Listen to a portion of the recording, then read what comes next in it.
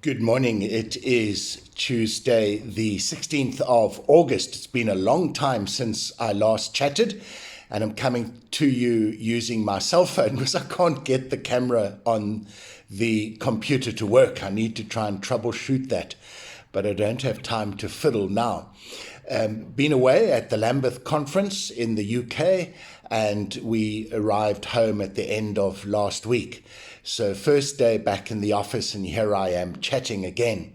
We're in the book of Acts, chapter 8, reading the first 13 verses. And in this reading, we pick up the story after Stephen is martyred, stoned to death for his faith.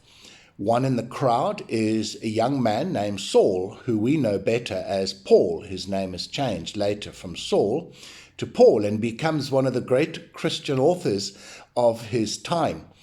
But at this particular moment, he is still very radically Jewish and absolutely anti anything that is slightly different. God still has to deal with his heart.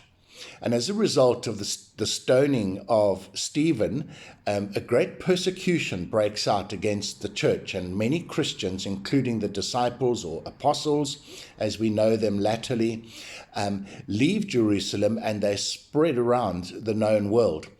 This persecution, this driving them out, actually brings about the Great Commission that Jesus had wanted. Go out to all the world and preach and teach the good news of Jesus Christ. And of course, the disciples did not engineer this situation. It happened. But what we note, and this for me is important, is they took advantage of that situation. They went out and they preached the good news wherever they were.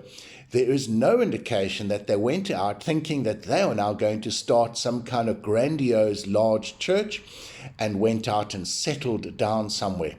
They were on the run. They simply did what they believed God calling them to do, and that was to be a constant witness with whomever and wherever they were. And so they did that. And obviously, if people were open to the message, then they stayed and preached longer.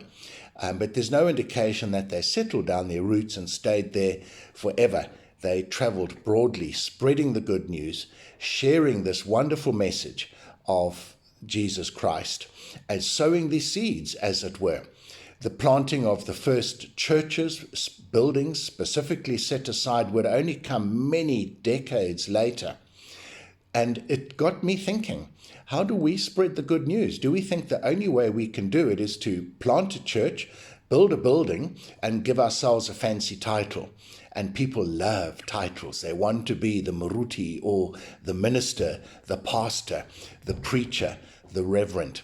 They think that therein lies great comfort and status. Well, it's jolly hard work, I can assure you. Simply spread the good news, whoever you are, to whomever you meet, wherever you are, and sow those seeds and let God do the rest. And God will do the rest. Just you be obedient and share the good news. So how can you share the good news today in your life and in the weeks and days, months to come? Can you share that good news and just plant these seeds? Folks, something to think about. We'll chat again tomorrow. I need to get the computer techie in to try and solve this problem. All the very best. Bye-bye.